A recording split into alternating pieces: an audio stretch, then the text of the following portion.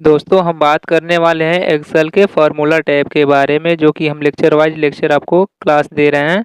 और यहाँ पर हम बात करते हैं, ये मेरा एक्सेल का इंटरफेस है और बात करते हैं फार्मूला टैब के बारे में। यहाँ पर बहुत सारे इंटरफेस आपको देखने को मिलते हैं, जो कि हर फार्मूले हर फंक्शन में हर एक ग्रुप में अलग अलग चीज़ें आपको सीखने को मिलते हैं। जिसमें फंक्शन लाइब्रेरी में हम हैं, इसमें 400 से भी ज़्यादा प्लस फंक्शंस हैं जो फार्मूले हैं। एक वीडियो में कवर करना तो पॉसिबल नहीं है। 3-4 वीडियो अगर मैं आपको बता कर दे गया हूँ तो उसमें भी कवर करना भी मुश्किल हो जाता है, लेकिन इसको मैं धीरे धीरे हर एक लेक्चर के साथ कवर करता चलूँगा, जिसमें भी फंक्शंस हैं फॉर्मूले हैं यूज करना। इंसर्ट और ऑटो सम के बारे में हम बाद में बात करते हैं। बात करते हैं आपको डिफाइन नेम और ऑटो एडिटिंग और कैलकुलेटर के बारे में। मान लीजिए मेरा छोटा सा डाटा है और हम बात करते हैं डिफाइन नेम के बारे में। डिफाइन नेम को कैसे यूज किया जाता है, इसमें जो नेम मैनेजर है, डिफाइन नेम है, यूज इन फार्मूला है, क्रिएट फ्रॉम सिलेक्शन है, इसको कैसे हम यूज करते हैं। ये मान लीजिए मेरा सेल है, सेल का नाम शो कर रहा है D13 है, जैसे कि आप कोने में देख सकते हो D13 शो कर रहा है ना।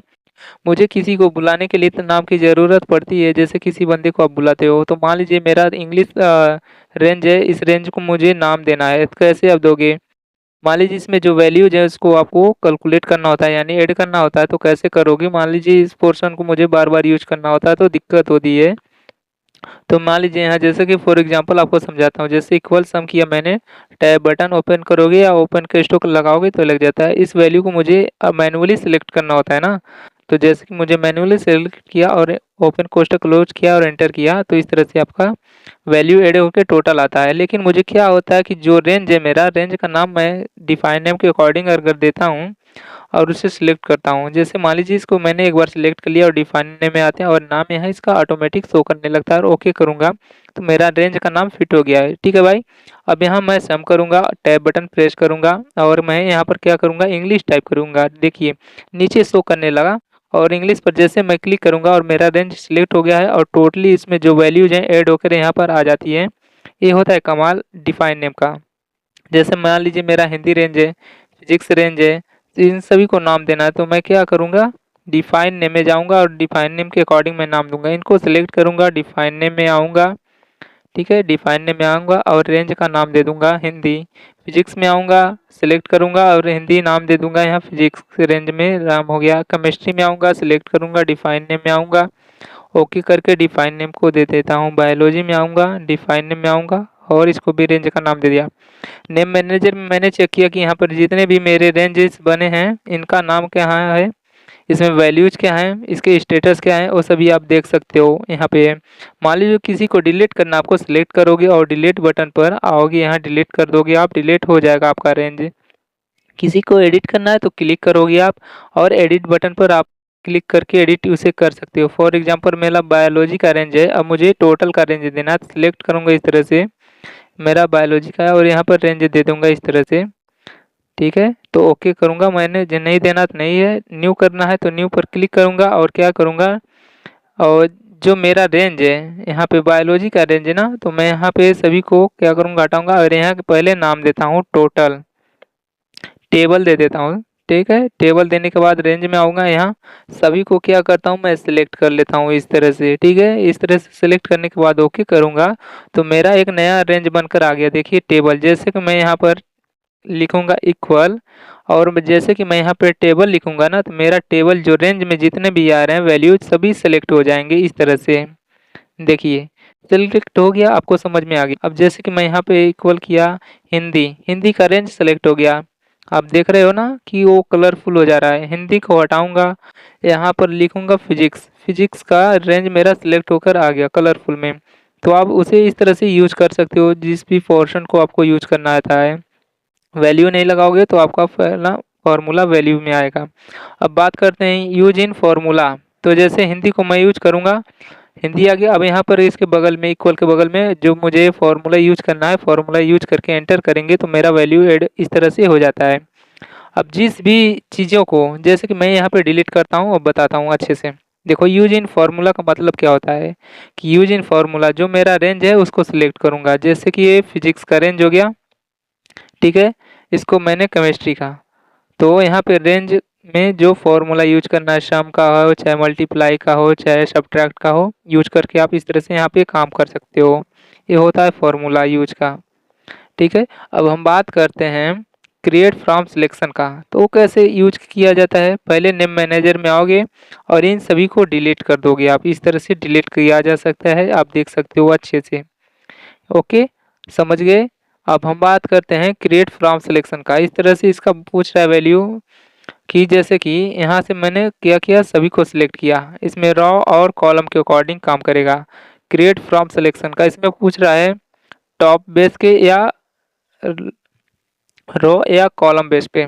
ऊपर जो है रो है, नीचे कॉलम होता है, हॉरिजॉन्टल और वर्टिकल के अकॉर्डिंग। ठीक है, तो मैं टॉप करता हूँ पहले, टॉप रो। ठीक है, ओके किया। अब हम बात करते हैं, मेरा रेंज ऑटोमेटिक वहाँ पर बन गया होगा। जैसे नेम मैनेजर में आप आओगे तो देखिए यहाँ पे आपका रेंज टोटली बनकर रेडी हो गया। ये हो गया, आपको सिलेक्ट करने की ज़रूरत नहीं पड़ी कि बारी बारी मुझे करना है। अब क्या करोगे, जैसे कि मुझे अब यहाँ पे जैसे कि मैं देता हूँ टोटल, टोटल वाला रेंज मेरा सिलेक्ट होगा। ठीक है, इक्वल देने के बाद जैसे टोटल इक्वल किया, मेरा रेंज सिलेक्ट हो गया टोटल वाला। अब इसे हम हटा के अगला भी चेक कर सकते हैं कि जैसे कि नेम, मेरा नेम वाला रेंज सिलेक्ट हो गया वर्टिकल में। ओके, अब मुझे क्या करना है कि अब मुझे इसके हटाते हैं, थोड़ा सा दिक्कत हो गई। तो मुझे क्या करना है कि अब मुझे इंग्लिश का रेंज सिलेक्ट करना है। इंग्लिश नीचे आ गया। अब इसे फॉर्मूला यूज करके आपको जो भी फॉर्मूला लगाना है वो भी लगा सकते हो। ये होता है क्रिएट फ्रॉम सिलेक्शन का। मुझे इन सभी को डिलीट करना है नेम मैनेजर से, डिलीट किया। अब हम बात करते हैं कॉलम के, लेफ्ट कॉलम के अकॉर्डिंग क्रिएट फ्रॉम सिलेक्शन में आएंगे, टॉप वाला बंद करके यहाँ से चिन्ह करेंगे। एक बात करेगा अब हॉरिजॉन्टल में, जैसे नेम के अकॉर्डिंग मैंने हैश किया। अब देखिए यहाँ लेफ्ट कॉलम के अकॉर्डिंग यहाँ आपका जो है वैल्यू रेंज आपका सिलेक्ट हो रहा है। जैसे मैंने राजू को सर्च किया इक्वल करके, तो इसका जो पोर्शन है वो आ रहा है। जैसे यहाँ खुशी मैंने टाइप किया, ओके, तो यहाँ इस तरह से आप यूज कर सकते हो। ये होता है डिफाइन नेम का काम। कहीं आपको सिलेक्ट करना होता है तो आप अच्छे से सिलेक्ट करके काम कर सकते हो, और आपको जो भी दिक्कतें होती हैं डिफाइन नेम में, आप दोबारा वीडियो देख लेंगे, आपको समझ में आ जाएगा कि ये डिफाइन नेम का कहाँ काम होता है। ऑटोमेटिक सिलेक्शन के लिए आपको सिलेक्शन करने की दोबारा ज़रूरत नहीं पड़ती है। अब बात करते हैं हम फार्मूला ऑडिटिंग के बारे में, कि किसी भी चीज़ को चेक करना होता है ऑडिटिंग का मतलब। अब यहाँ पर आपको चीज़ें बहुत सारी मिलेगी जो इन सभी चीज़ों से हटकर है। तो कैसे है वो चीज़ें मैं आपको यहाँ पे दिखाता हूँ। जैसे मैं एक वैल्यू यहाँ पे पहले इन सभी को एक वैल्यू गलत करूँगा। अब यहाँ पर इक्वल करके B+C9 जो वैल्यू आ रही हैं इनके नाम होते हैं, जैसे DE होता है ना, इसका नाम रो और कॉलम के बेस पे होते हैं। 340 किया, ठीक है। लेकिन अब मुझे क्या करना है कि एरर चेक करना होता है, तो इसका काम होता है एरर चेक करना है। तो अब हमें क्या करना है, इसमें आते हैं, कोई भी एक फॉर्मूला को एरर करते हैं। अब फॉर्मूला एडिटिंग में यही काम होगा हमारा कि एरर चेक करना। जैसे एरर चेक करेंगे तो यहाँ पे अभी हमारा 339 दिखा रहा है ना, इससे हमको मिस्टेक करना है। तो क्या करेंगे, इसमें हम कर रहे हैं सबसे पहले यहाँ से सिलेक्ट करेंगे बारी बारी B+, फिर से ए वाला फॉर्मूला B+, उसके बाद इस तरह से D8 हो गया, E8 हो गया। इस तरह से मेरा वैल्यू कंफर्म हो गया। अब मैं 70 के जगह एक नंबर डाल दिया ए, मेरा वैल्यू क्या हो गया, एरर हो गया। एरर हो गया तो मुझे क्या करना है, फार्मूला एडिटिंग में मान लीजिए बहुत सारे ट्रिक्स हम यूज करते हैं कि फार्मूला में एरर चेक करने के लिए। अब एरर चेकिंग को मुझे क्या करना है, इस वैल्यू को मुझे चेक करना है एरर पर। एरर चेक किया, अब देखो यहाँ दिखा रहा है कि आपका वैल्यू कहाँ पर गलत है। जैसे D8 में आपका वैल्यू क्या है, एरर दिख रहा है। इसके आगे कुछ नहीं दिखेगा कि जहाँ पर आपने बहुत सारा फार्मूला यूज किया, मान लीजिए 1000-2000 का आपका डेटा है, उसमें कहीं फार्मूला यूज हो गया है, गलत हो गया है, तो इस तरह से फार्मूला एरर का आप यूज करके चेक कर सकते हैं कि आपका फार्मूला कहाँ मिसमैच है, कहाँ एरर दिखा रहा है, और वहाँ जाकर आप सही कर सकते हो, अन्यथा बाकी तो दिक्कत तो हो ही जाती है। अब बात करते हैं ट्रैक प्रेसिडेंट की, कि ये जो मेरा वैल्यू है, वैल्यू में किन किन सेल को यूज किया गया है। जैसे B, C, D, E, F use किया गया है इस वैल्यू को। जैसे मैं C इंग्लिश वाला मैं यूज किया, 69 का वैल्यू जो मेरा सेल है टोटल वाले पे कहाँ आता है। जो मेरा 339 टोटल है ना 387, इसमें कितने सेल यूज किए गए हैं। जैसे 4-5 सेल यूज किए गए हैं 387 टोटल बनाने के लिए, तो ये चीज़ आपका यहाँ पे यूज होता है। अब मैं यहाँ से रिमूव कर दूंगा एरर को। अब मैं क्या करता हूँ, ट्रैक डिपेंडेंट्स, यानी जो डिपेंडेंट है मेरे सेल हैं किस पर डिपेंड है, यानी 264 पर डिपेंड है। यानी 33, 60, 52, 49, 70 को जोड़कर 264 मेरा हो रहा है, डिपेंड हो रहा है 264 पर। जैसे मेरा ये सेल है 339। अब बात करते हैं, इसे मैं रिमूव किया, ठीक है। मेरा 339 कहाँ है, डिपेंड है 304 पर। ये मेरा काम कर रहा है ना। तो हम बात करते हैं एवलेट फार्मूला का, ठीक है। एवलेट फार्मूला का यूज करते मैं उसे कंट्रोल एक्स करके हटा करके यहाँ पर रख रहा हूँ, और 339 को मैं चेक कर रहा हूँ कि मेरा डिपेंडेंट्स कहाँ है। तो यहाँ 304 मेरा इस सेल में दिखाएगा कि आई कहाँ दिखा रहा है, I6 में, है ना। 339 डिपेंड कहाँ पर हो रहा है, 304 पे। इस तरह से आप डिपेंडेंट्स चेक कर सकते हो ट्रैक करके। ये आपका यहाँ पे अच्छा सा काम होता है। अब सो फॉर्मूला आप चेक कर सकते हो फॉर्मूला से कि मेरे भी जो सेल हैं, मेरे रेंजेस हैं, और मेरे कॉलम में कौन से फॉर्मूले यूज किए हैं, मेरे डाटे में कौन कौन से फॉर्मूले नहीं यूज किए हैं। उसको आपको चेंज करना हो तो आप इस तरह से चेंज कर सकते हो। आपका फॉर्मूला इस तरह से शो करने लगता है। जो भी फॉर्मूला होता है यहाँ शो करोगे, अगर फॉर्मूला शो पर क्लिक करोगे तो आपका जो फॉर्मूला है हट जाता है। इस तरह से काम होता है। जैसे कि मैंने क्लिक किया ना, आप देख रहे हो कि मेरा सम फॉर्मूला टोटली ज़्यादा करके मैंने यूज किया सम वाला, इक्वल सम करके डायरेक्टली सिलेक्ट करके। और यहाँ एक यूज किया मैंने वैल्यू जो एरर किया है इस तरह से, है ना, कि जो बी प्लस एड करके है ना, प्लस प्लस, वो फॉर्मूला है मेरा। इस तरह से मैं यहाँ हटाऊँगा। अब ये चीज़ हो गया है ख़त्म। अब बात करते हैं एवलेट फार्मूला का। एवलेट फार्मूला का मतलब क्या होता है कि जो मेरा एरर है, एरर यहाँ वैल्यू हैश बन के वैल्यू है, इसमें क्या मिसमैच है, इस पर क्लिक करूँगा और यहाँ से देखिए जो मेरा फार्मूला है इसमें दिखा रहा है कि कहाँ कहाँ कौन कौन से सेल यूज किए गए हैं, जो भी सेल यूज हुआ है। अब यहाँ एरर कहाँ है, एरर भी दिखाएगा इस तरह से। नेक्स्ट करते जाऊँगा, नेक्स्ट करते जाऊँगा, यहाँ पे जो भी फॉर्मूला है मेरा यहाँ पे दिखाएगा एरर किस फॉर्मूले में कौन सी वैल्यू आपने लगाई है, किस सेल में है वो, और रेंजेस क्या है, रेंज का नाम क्या है, वो सभी चीज़ें आपको एवलेट फार्मूला में आपको दिखेगा।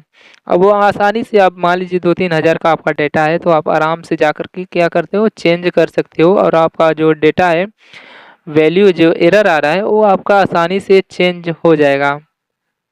बाकी तो इतना तो आपको समझ में आ गया कि फार्मूला एडिटिंग का मतलब क्या होता है। मतलब किसी भी एरर को चेक करना होता है तो आप आराम से वहां से जा कर के चेक कर सकते हो। जैसे मेरा ए वैल्यू एरर यहाँ दिख रहा है, मैंने एरर किया है। इतना तो कंप्लीट हो गया कि मेरे भाई की इसमें जो काम कैसे करना होता है। अब एक चीज़ मैं बात करता हूँ वॉच विंडो का। वॉच विंडो भाई फार्मूला एडिटिंग में बहुत ही अच्छा कमाल का ऑप्शन है। जैसे कि मान लीजिए मेरे पास 2-3 हज़ार का लिस्ट हो गया है, या इसमें इस चीज़ को देखना है, मुझे कहीं भी चेंजेस करना है, तो वो हमको दिखेगा नहीं कि मैंने चेंज किया और उसमें टोटल ऐड करके कितना वो आया। मान लीजिए 389,300 जितना भी है ना। तो उसमें क्या चेंज किया, मान लीजिए फॉर एग्जांपल मैंने यहाँ कुछ चेंज किया, 56 को मैंने 60 कर दिया, तो उसमें दिखा नहीं दिखा। अटेंडेंस डे है मेरा, ठीक है। मान लीजिए जैसे 2 और 2 4 होते हैं, तो मेरा 2-4 हज़ार का डेटा है। अगर ये तो मान लीजिए कम डेटा है, अगर उसमें हम क्या करेंगे कि इसमें मान लीजिए कुछ चेंज किया, मैंने किया वो 6 कर दिया 5 की जगह, अब मेरा डेटा चेंज होकर हट गया ना।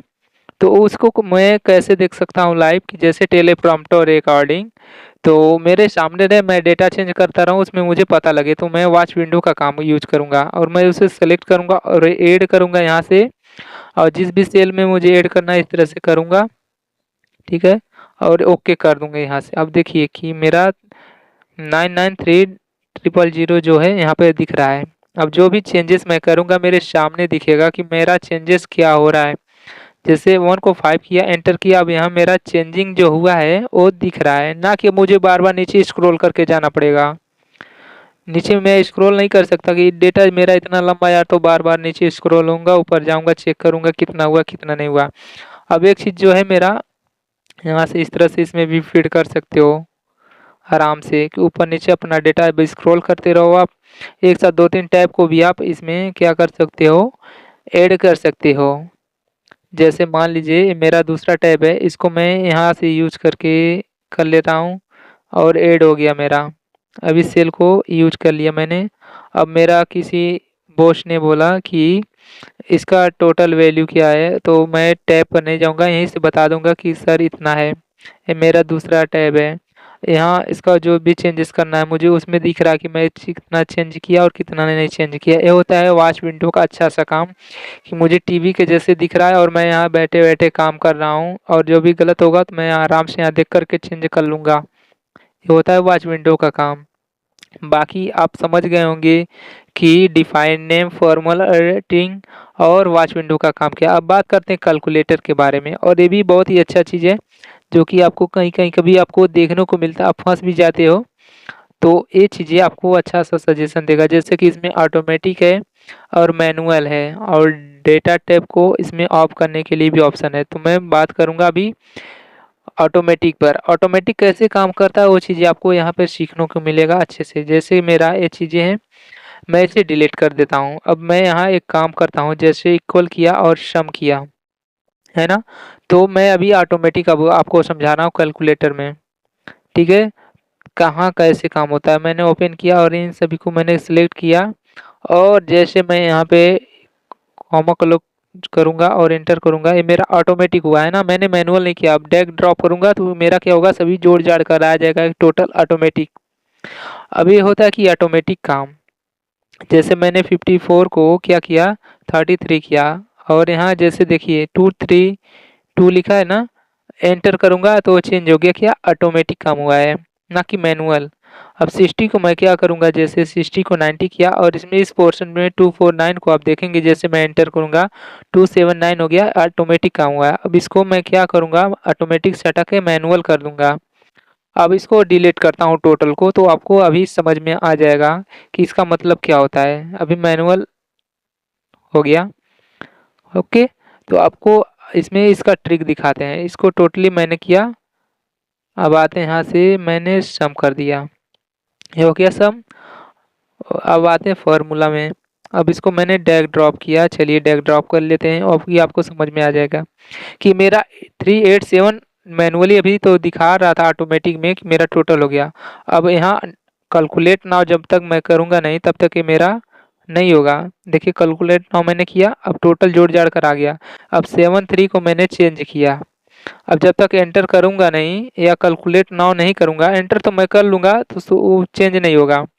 जब तक कैलकुलेट नाउ नहीं करूँगा तो मेरा मैनुअली जोड़ कर आएगा नहीं। जैसे अगर मैं पेन से 1 1 2 लिखूँगा तब वो मैनुअल होता है, और मैं कैलकुलेटर से 1 1 2 करूँगा तो कैलकुलेटर और क्या होता है, ऑटोमेटिक होता है, वो चेंज करके तुरंत बोल देता है ऑटोमेटिक हो गया। अब 5 5 पे यहाँ मैंने लिखा 3 टाइम्स। अब देखिए कैलकुलेट नाउ करूँगा तो मेरा 841 आएगा। अब बात करते हैं जो डेटा का है, डेटा वाला ऑप्शन को, इसको मैं कैसे समझाता हूँ आपको एक अच्छे तरीके से, आप देखोगे। मेरा चीज़ें मैं इसे डिलीट कर देता हूँ, आप समझो अच्छे से। आप सोच कर हैरान रह जाओगे कि हुआ कैसे। इसके ऑप्शंस के लिए है एक, आपको यहाँ डेटा टैब को जब मैं पढ़ाऊँगा आपको वो चीज़ आपको समझ में आएगा। जैसे 1 1 लिखा, मैं इसे 1 से मल्टीप्लाई कर दिया, एक आया। अब यहाँ 2 लिखा, नीचे 3 लिखा।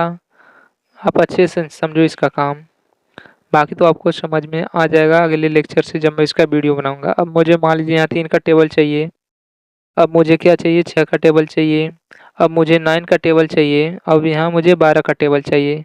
अब इन तीनों चीज़ों को क्या करता हूँ मैं, यहाँ इस तरह से सिलेक्ट करता हूँ। ध्यान से समझना, हैरान रह जाओगे भाई, सच में बता रहा हूँ। अब यहाँ टेबल्स पर मैं क्या करता हूँ, क्लिक किया, और डेटा टेबल्स में मैंने 1 को सिलेक्ट किया टॉप पे, और लास्ट में इसे 1 को सिलेक्ट किया, और ओके जैसे मैं प्रेस करूँगा या इसका जो टेबल फॉर्मेट है ना, क्या होगा, चेंज हो जाएगा इस तरह से। देखिए टेबल फॉर्मेट में आ गया। अब 3 को मैंने चेंज किया 7, 7 से अगर जैसे इंटर करूँगा 7 का ऑटोमेटिक आ जाएगा। देखो 7 2 जा 14 चेंज हो गया टेबल। अब वो क्या होता है डेटा टेबल इसको ब्लॉक करता है, only of the data table में वो ब्लॉक करेगा जो ऑप्शन है आपका कैलकुलेटर में, ना कि और किसी में। अब मैं उसको ऑन करूँगा, देखिए मैं इसको टिक करूँगा डेटा टैब के अलावा और टैब ऑटोमेटिक चले और डेटा टैब ऑटोमेटिक ना चले, तो जैसे कि मैंने उसे ऑन कर दिया, समझ में आ गया। अब मैं इसे क्या करूँगा 9 को 2 लिख दिया और एंटर किया तो चेंज हुआ नहीं ना। और डेटा टेबल के अलावा सब काम करेगा मैनुअली, ऑटोमेटिक काम करेगा, जैसे इसमें मैंने किया 12। अब एंटर करूँगा, इसमें देखिए चेंजेस नज़र आ रहा है ऑटोमेटिक, हर जगह टोटल काम करेगा डेटा टाइप के अलावा, टोटल मैनुअली काम करेगा। लेकिन डेटा टाइप में जब तक आप कैलकुलेट नाउ नहीं करोगे तब तक वो उसमें कैलकुलेट नहीं होगा। ये होता है इसमें कैलकुलेटर ऑप्शंस का। फॉर एग्जांपल जैसे कि मैं 33 को 22 लिखा, यहाँ देखिए चेंज हो गया, लेकिन क्या हुआ इसमें चेंज नहीं हुआ। समझ में आ गया। जब तक मैं कैलकुलेट नाउ नहीं करूँगा तब तक मेरा टेबल वेबल कुछ काम नहीं करने वाला है। अगर ऐसा इन बाय द वे अगर आपको ऐसा लगता है कभी आप फंस जाए तो ये चीज़ आपको चेक करना है। अब बात करते हैं सीट पर, कैलकुलेट सीट और कैलकुलेट अदर सीट के बारे में। इस चीज़ को मैं यहाँ पे आपको बताता हूँ, अच्छे से देखिएगा। ये भी बहुत ही अच्छा चीज़ है, ठीक है। कैलकुलेट नाउ करेंगे और कैलकुलेट सीट है, मेरा डेटा है 2 जगह मैंने ले लिया। अगर मैं कैलकुलेट नाउ करूँगा तो जो मेरा डेटा है ना दोनों जगह सेम कैलकुलेट होगा। ये चीज़ पहले आपको बता देता हूँ, अभी आपको रिजल्ट दिखाता हूँ मैं। ये मेरा टोटल डेटा है, इसे मैंने डिलीट कर दिया, ठीक है। चलिए डिलीट कर लेते हैं। मेरा 2 जगह डेटा है, एक ही सीट 1 पे और सीट 3 पे। अब मैं क्या करता हूँ इसे डिलीट कर लेता हूँ टोटली, और इस डेटा को भी मैं टोटली डिलीट कर लेता हूँ, टोटल वाला सेल को, ठीक है। अब आपको यहाँ क्या करते हैं रेंज देते हैं इक्वल सम ओपन कोष्टक, और यहाँ इसे मैं सिलेक्ट किया, क्या हो गया टोटल इक्वल दिया, हो गया कैलकुलेट। अब बात करते हैं कैलकुलेट, इसे हटा के मैनुअल कर देते हैं, समझ में आ गया। अब इसे मैंने यहाँ ड्रैग ड्रॉप किया, ये आपका समझ में आ गया। और यहाँ पर भी मैं वही चीज़ फार्मूला यूज करूँगा, इक्वल करूँगा और जितने भी सेल हैं सेल को मैं सम के साथ जोड़कर यहाँ पे अकॉर्डिंग ला देता हूँ, इक्वल इक्वल बराबर कितना होगा टोटल, ये हो गया। अब मैं यहाँ ये कर दूंगा। अब जब तक मैं कैलकुलेट नाउ का बटन दबाऊंगा नहीं, दोनों सीट पर देखिए सीट 1 सीट 2 है, अलग अलग है ना, दोनों सीट पर एक ही बार जुड़ जाएगा। देखिए कैलकुलेट नाउ यहाँ मैंने किया, ये चीज़ आ गया। अब सीट सेकंड पर भी देखिए टोटल सेम रिजल्ट आ गया, अपने आप भाई गर्दा मचाने वाला ऑप्शन से। अब ये चीज़ दोनों तो आपने देख लिया कि इसका रिजल्ट यहाँ पर आपको मिल गया, यहाँ पर भी आपको मिल गया, दोनों चीज़ें एक बार में कैलकुलेट हो गया। अब मैं क्या करता हूँ हटा देता हूँ, ये चीज़ आपको हटा कर देखिए मैंने मैनुअल लगा रखा है, ठीक है। वो चीज़ आप देखें हैं मैनुअल, अब इसे भी टोटल मैं जोड़ देता हूँ यहाँ पे। अब 2 सीटें पर अलग अलग वैल्यू है ना, चेंज नहीं है, वो चीज़ आप देख लें। अब मैं करूँगा कैलकुलेट सीट, जब इस सीट पर अप्लाई करूँगा दूसरा वाला चेंज नहीं होगा। कैलकुलेट सीट को देखो ध्यान से मैं दबा रहा हूँ, कैलकुलेट सीट ओनली ये सीट होगा, दूसरा सीट चेंज नहीं होगा। देखिए सीट चेंज नहीं हुआ, पहला वाला सीट हो गया। अब मैं इससे करूँगा कैलकुलेट सीट तभी ये होगा, नहीं तो कैलकुलेट नाउ करूँगा तब होगा। कैलकुलेट नाउ करूँगा तो दोनों हो जाता है।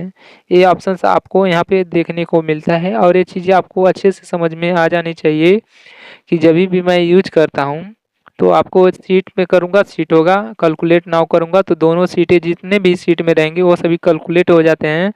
और डिफाइन फार्मूला ऑडिटिंग में ये भी चीज़ आपको देखने को मिलते हैं कि एरर मुझे कहाँ चेक करना होता है, कैसे चेक करना होता है। और डिफाइन में मुझे ये देखना होता है कि मैं किसी भी रेंज को नाम कैसे दूँ, ये चीज़ आपको सीखने को मिलता है। और ट्रैक डिपेंडेंट्स होता है और ट्रैक प्रेसिडेंट्स भी होता है, ये चीज़ें आपको सीखने को मिल जाएगा। जब भी आपको एरर आ रहा हो तो आप फार्मूला एडिटिंग का यूज करेंगे। अब जब आपको फार्मूले में कैलकुलेटर से आपको कहीं भी दिक्कत आ रहा हो तो इस तरह से आपको फार्मूला से चेक करेंगे। और यहाँ आपको भी फंक्शन का ऑप्शन मिल जाता है कि मान लीजिए मुझे कहीं डॉलर लगाना है तो आप यहाँ से इस तरह से सिलेक्ट करेंगे और यहाँ मैं डॉलर का चिन्ह ले लेता हूँ। जहाँ पर भी आपको लगाना हो, मान लीजिए डॉलर मैंने सिलेक्ट किया, सेल पर ओके किया और रेंज में क्या करूँगा, इस रेंज को सिलेक्ट करूँगा और ओके करूँगा। मेरे देखिए सिंबल आ गया ना आसानी से। ये चीज़ यहाँ पर आपको सीखने को मिलता है काफ़ी चीज़ें। अगला लेक्चर पर आप कमेंट करो डेटा टाइप के बारे में। डेटा टाइप के वीडियो मैं बनाऊंगा, काफ़ी लंबा होगा। ये होता है इंसर्ट फंक्शन का काम। जय हिंद, वंदे मातरम।